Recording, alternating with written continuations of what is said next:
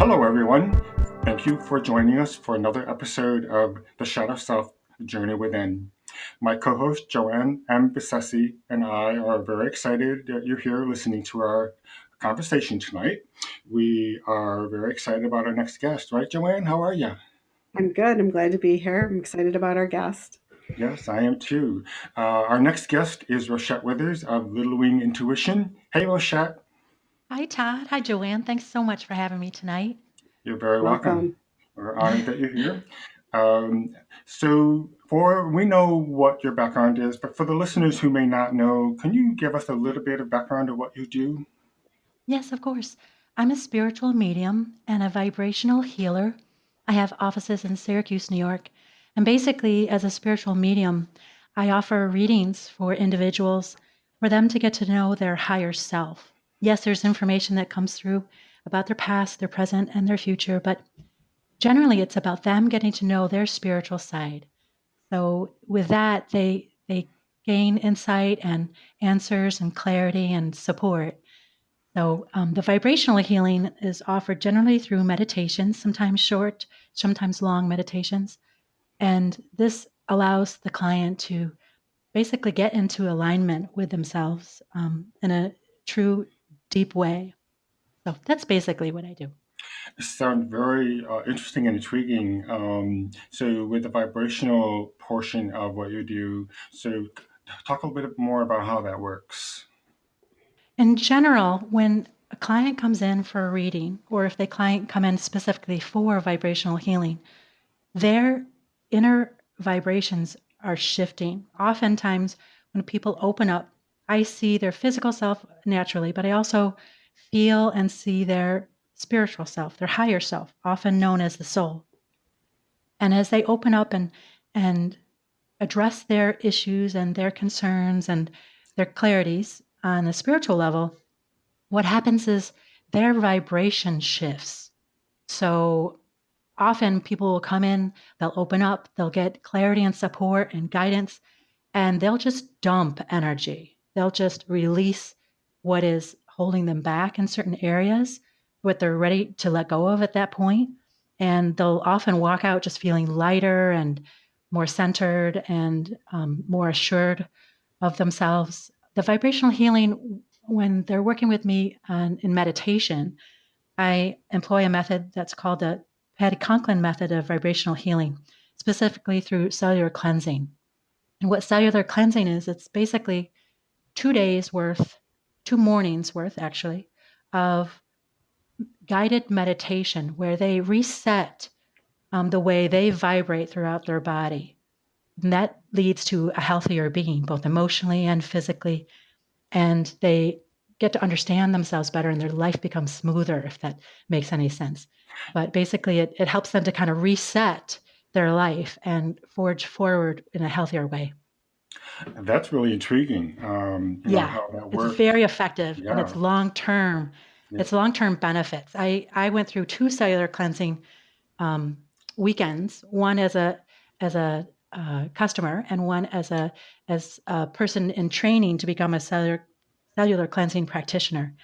And my life within 3 months, and then again within 6 months, and now 3 years in, my life has greatly improved. I've gotten to know myself that much better, both the very clear bright side and also the shadow side, which is what we're talking about tonight, right? Yes. Which has opened up a whole segment of my life just to have a more truer reflection of who I really am in my life. So it's been wonderful. Yeah, it sounds really awesome and very wonderful. So this brings me to my next question. Yeah. With your background in working in vibrational healing, do you think that a person's ancestry plays a role in their shadow self, and why? I do believe it's a mixture of things. I do think that it is partly what happens within our families that we are living through or come in with also from past lives. I think it's also our own personal experiences in other lives. But yes, I think our families have a part of, and our friends, our unit, have a part of how we act and how we believe and walk through life.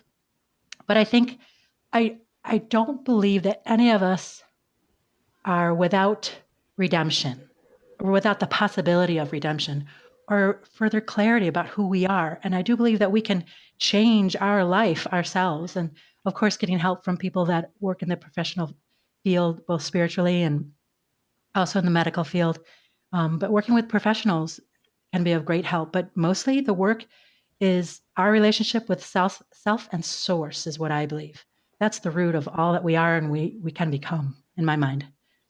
Yeah, that's really cool. So, do you think that while a person is working with you in the vibrational healing therapies to work with the shadow self, do you think while they're doing that, that it can also help heal some ancestries and some of their ancestors, issues from the past? Well, I can tell you that ancestors do come through spiritually often in my sessions with clients. Um, there's this ongoing relationship. It is my belief that love does not die, it continues, just as our spirit continues through eternity. So these relationships go on even after someone passes into the next realm. And often those beings will come through and discuss with them from a very pure space, from a very loving space, who they are and what they want with that individual as far as a relationship goes or how they can assist them in this world.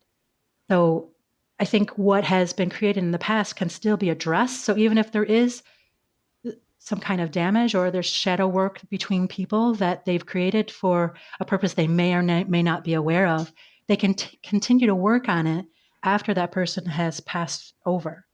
So I think it continues. I think the shadow work is extremely useful and it's part of who we are. And I don't believe in considering it as a negative thing. It's part of being human. And I think this ongoing relationship with our own spirit and with other spirits, both in physical form and not physically present, can help us work with that part of ourselves and understand it better. Yeah, so that's really cool that it can be a two-way street. So it can Yeah. help us Yeah. It in continues. It goes yeah, on. Yeah. yeah, help us, in this lifetime, but also help our ancestors too. So it's like you said, it's an undying love between the two, and it's really a healing process between both sides actually. So that's very Hmm. cool, very interesting concept. So Joanne, do you have any thing you'd like to interject here?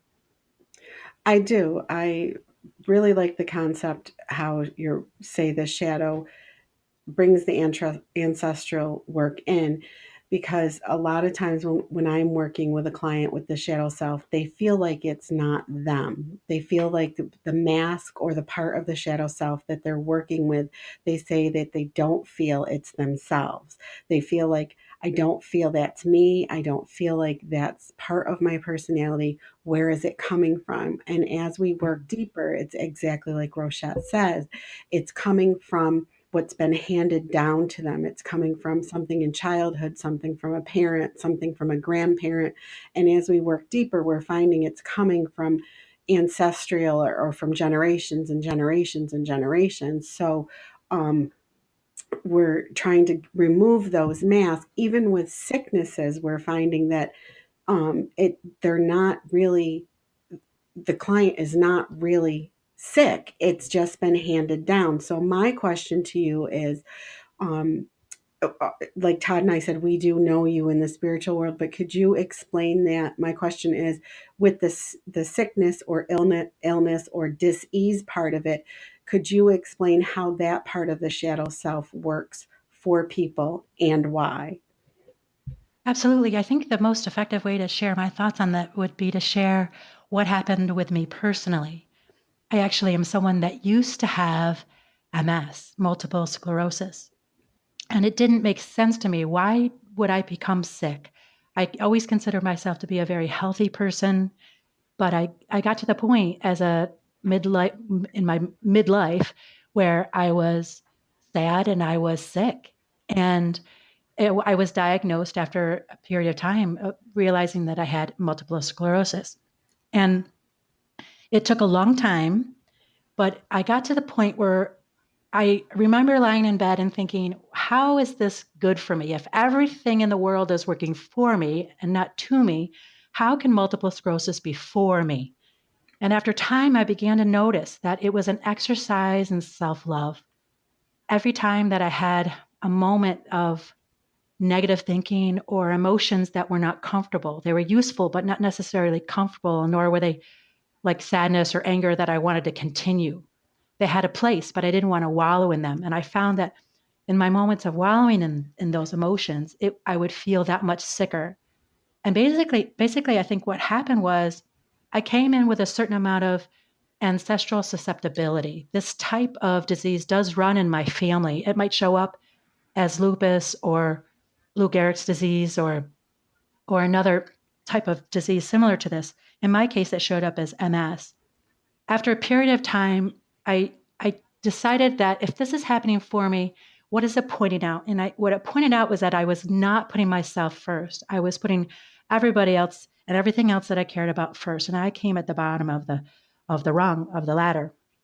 And once I put myself first and loving myself as much as possible, taking really good care of myself, disengaging from stressful conversations and situations as much as possible, I got better and better. And after time, and it was my belief that I could recover from this, that I could cure myself in this way. I did receive medical support. I did have medication on board. And after a few years, following this path of choice of being better to myself, being more loving to myself, I found that I did get better. And at this point, I believe it is history. So it was shadow side of me that actually helped me to put myself first, to take great care of myself because I'm worthy of that, because I'm lovable and loving. And that's how God created me. And that's just how I am naturally, as we all are. And when I honor that, the best of me comes out. So that shadow work actually really helped me because my life is a lot better since then, because I do place myself at a high level of value and love. So it was truly useful, and as far as being sick and not staying there, thank goodness. And I like the way that you worded that, that those emotions are not negative. We are Right. allowed to feel all of those emotions, whether it be sadness, joy, anger, fear. Feel it for a moment. Don't wallow in it, because we need to feel all spectrums of the emotions, the wheel of the 7 stages of grief, or the, denial, or whatever it be. And that's exactly what you did. And you felt them. You became aware, and then said, how can I change it? How can I change my thought process? And and and we're all learning to just, it's love. That's all we really have to do, is bring it towards love. And the shadow is truly part of us, like a penny has two faces. So the shadow, whether it be the tails, the heads, or tails, it's Right. part of us. So my next question to you is, in that, when you found that you removed that part, did you feel that there was a more layers or another mask that came off, or was it easier to see the other mask or faces or shadow self? Absolutely. Elaborate a little bit for the listeners on that. Of course. What I found was I was in the place of making choices without realizing that weren't a great match to who I truly was. For instance, at that time I was divorced and I had loved my husband very much, but we weren't a great match to each other.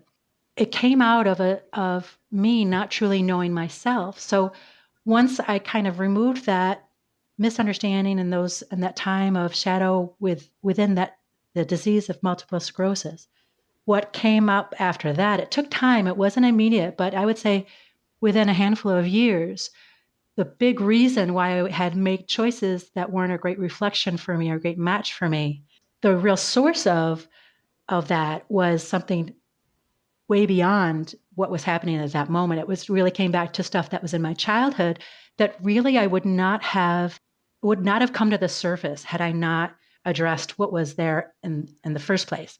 What was way below was something that had been tucked down deep that I really couldn't get to until I started diving into the stuff that was first at the surface and then what was underneath that.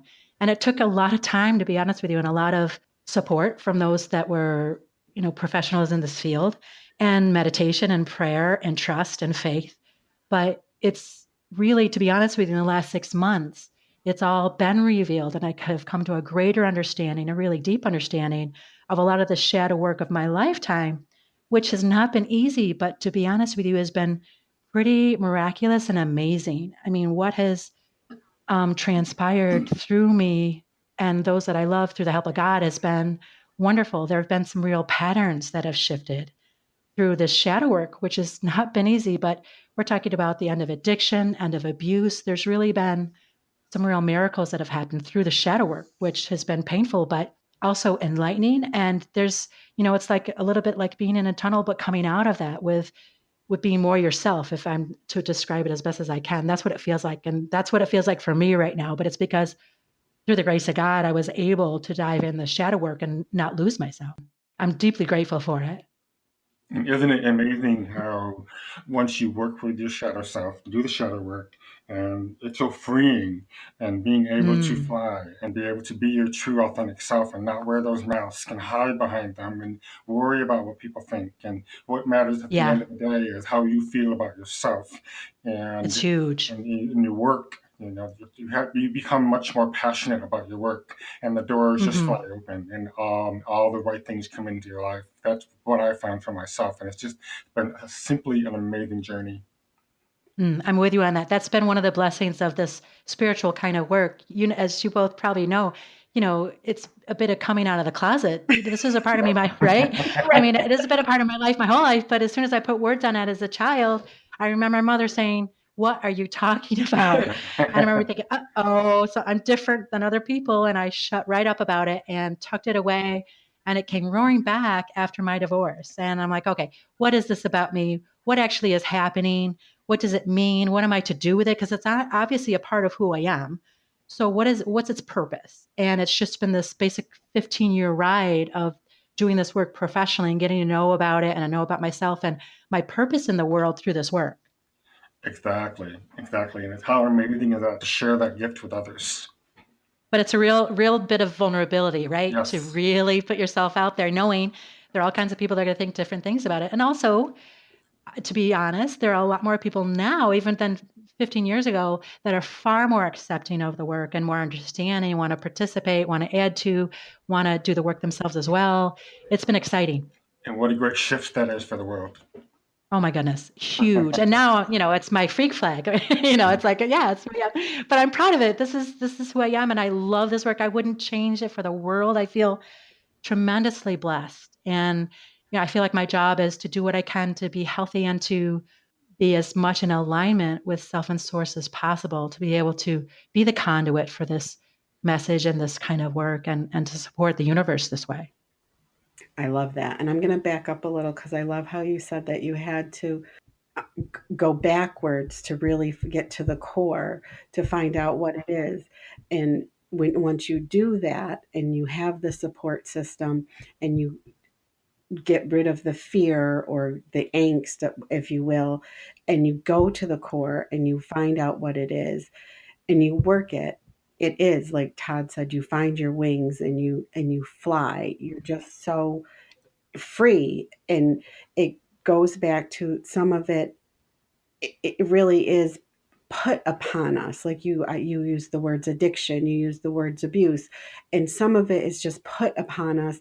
And we do sign contracts when we come in that it's part of our journey.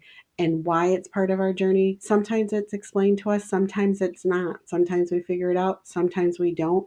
But if we just go with the fact that let's get back to our authentic selves, clear it out, and become who we want to be.